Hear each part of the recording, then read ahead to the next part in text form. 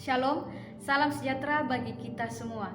Saudara-saudariku yang terkasih dalam nama Tuhan kita Yesus Kristus, banyak orang saat ini mengira bahwa ketika dia hidup takut akan Tuhan, melakukan semua hal yang baik kepada Tuhan, dan dia tidak pernah melakukan kejahatan dalam kehidupannya, maka kehidupannya akan baik-baik saja, dan dia tidak akan pernah merasakan penderitaan, kesakitan, kesengsaraan, tantangan hidup, tekanan, dan sebagainya.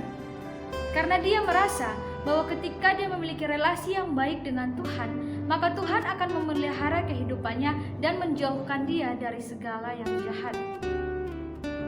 Memang benar, ketika kita hidup takut akan Tuhan, Tuhan akan senantiasa memelihara kehidupan kita. Tetapi, jika motivasi kita mengikut Tuhan, kita akan menerima semua yang baik, maka ketika hal yang buruk menimpa kita, kita akan kecewa terhadap Tuhan, dan bisa saja kita meninggalkan Tuhan dengan alasan bahwa Tuhan tidak pernah memberikan yang baik bagi kita. Kita melihat kehidupan dari Ayub. Ayub adalah orang yang demikian saleh dan jujur di hadapan Allah, hidup takut akan Allah dan tidak pernah melakukan kejahatan. Tuhan memberkati dia dengan berkat yang berlimpah-limpah. Dia memiliki banyak hewan, dia memiliki anak-anak yang gagah perkasa, dan dia tidak pernah merasakan kekurangan. Semua yang dialami oleh Ayub ini sangat tidak disukai oleh iblis. Iblis pun datang kepada Allah dan bernegosiasi dengan Allah bahwa jika Allah mampu untuk memberikan yang baik bagi Ayub, dan Ayub bisa hidup takut akan Tuhan, bagaimana jika Tuhan membiarkan hal buruk kepada Ayub? Apakah Ayub masih akan tetap mengikut Tuhan dan hidup dengan benar di hadapan Tuhan? Maka Tuhan pun membiarkan iblis untuk melakukan apa yang ingin iblis lakukan terhadap Ayub, tetapi dengan satu persyaratan bahwa diri Ayub tidak boleh diganggu-gugat oleh sang iblis. Iblis pun mulai dengan misinya. Dia mendatangkan orang-orang Sheba untuk merampasi semua lembu sapi dan keledai-keledai dari Ayub. Api yang dari langit turun dan menghabisi semua kambing domba Ayub. Unta-unta Ayub dirampas oleh orang-orang Kasdim. Anak-anak Ayub yang saat itu sedang berada di sebuah rumah akhirnya mati karena robohan rumah itu yang tertimpa atas mereka. Karena pada saat itu angin yang dari 4 penjuru itu datang dan menimpa rumah tersebut. Semua penderitaan yang Ayub miliki ini sangatlah berat. Tetapi Ayub mampu berkata bahwa dengan telanjang dia keluar dari kandungan ibunya, dengan telanjang pula dia akan kembali ke dalamnya. Tuhan yang memberi, Tuhan juga yang mengambil, terpujilah nama Tuhan. Dari setiap pencobaan yang dialami oleh Ayub, Ayub tidak pernah berbuat dosa dengan mulutnya. Iblis pun merasa tidak puas bahwa penderitaan yang Ayub miliki ini tidak terlalu berat. Dia pun ingin untuk mencobai Ayub sendiri. Tuhan pun mengizinkan iblis untuk mencobai Ayub, tetapi nyawanya tidak boleh diganggu oleh sang iblis. Iblis pun mendatangkan bara yang hebat atas diri Ayub. Dan karena bara yang sangat kejam ini menimpa atas Ayub, tidak tertahankan oleh Ayub, dia pun menggaruk badannya dengan sekeping beling dan dia duduk di tengah-tengah abu. Istrinya yang melihat begitu kesalehan Ayub dan kehidupan Ayub yang sungguh-sungguh takut akan Tuhan, justru mendatangkan hal buruk atas kehidupan Ayub dan juga keluarganya.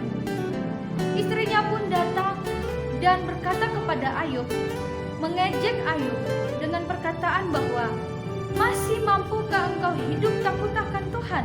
Lebih baik engkau mengutuki Allah dan matilah. Tetapi Ayub berkata bahwa engkau berkata seperti seorang perempuan gila. Jika engkau mampu untuk menerima yang baik dari Allah, engkau juga harus mampu untuk menerima hal yang buruk dari Allah. dari semuanya ini, Ayub sekali lagi tidak pernah berbuat dosa dengan bibirnya.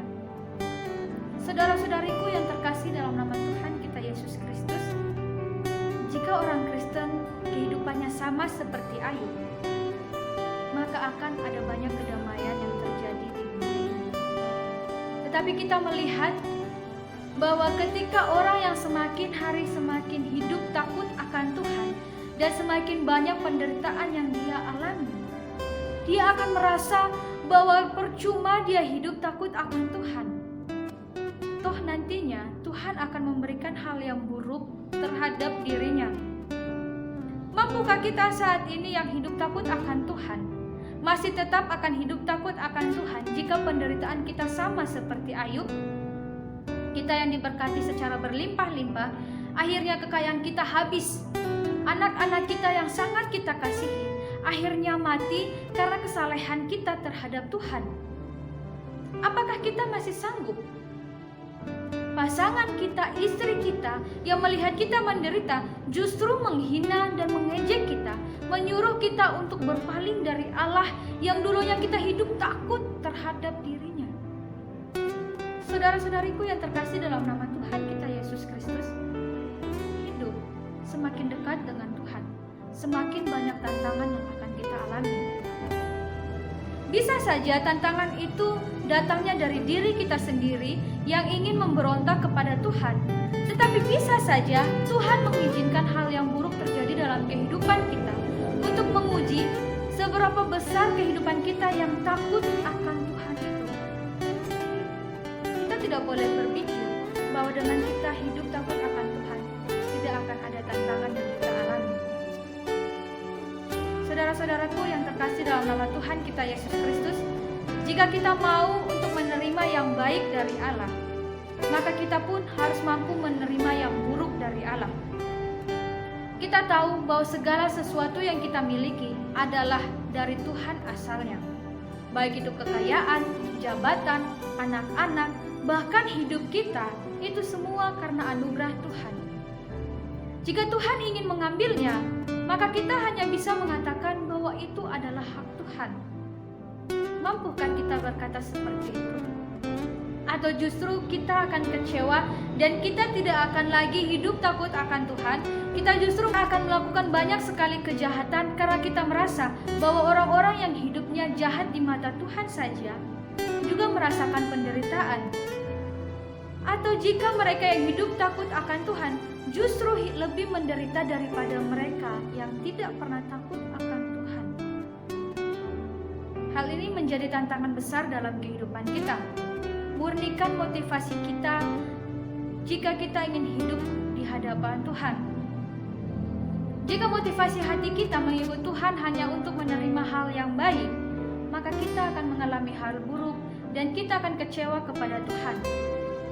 Tetapi jika kita sama seperti Ayub, kita berpendapat bahwa segala sesuatu yang kita miliki adalah dari Tuhan asalnya, maka baik itu yang baik ataupun yang buruk, kita percaya bahwa semua hal yang baik itu akan datang kepada kita setelah semua penderitaan yang kita alami. Saudara-saudaraku yang terkasih dalam nama Tuhan kita Yesus Kristus, jika saat ini kita terus mengikut Tuhan, kita sungguh-sungguh takut akan Tuhan, tetapi semakin kita takut akan Tuhan, semakin banyak tantangan hidup yang kita alami. Bersyukurlah, karena saat ini Tuhan ingin memurnikan keyakinan kita kepadanya, dan kitalah adalah orang-orang terpilih yang nantinya akan menerima berkat yang besar yang sedang Tuhan sediakan bagi kita di kemudian hari. Tantangan hidup yang saat ini kita alami akan mendewasakan iman kita kepada Tuhan, sehingga kita mampu untuk menolong orang lain yang merasakan hal yang sama seperti yang kita alami saat ini. Tetaplah yakin bahwa Tuhan sedang menyediakan yang terbaik bagi kita, menggantikan setiap kesengsaraan yang saat ini kita terima. Nantikanlah pemulihan yang daripada Tuhan dan teruslah mendekatkan dirimu kepada Tuhan.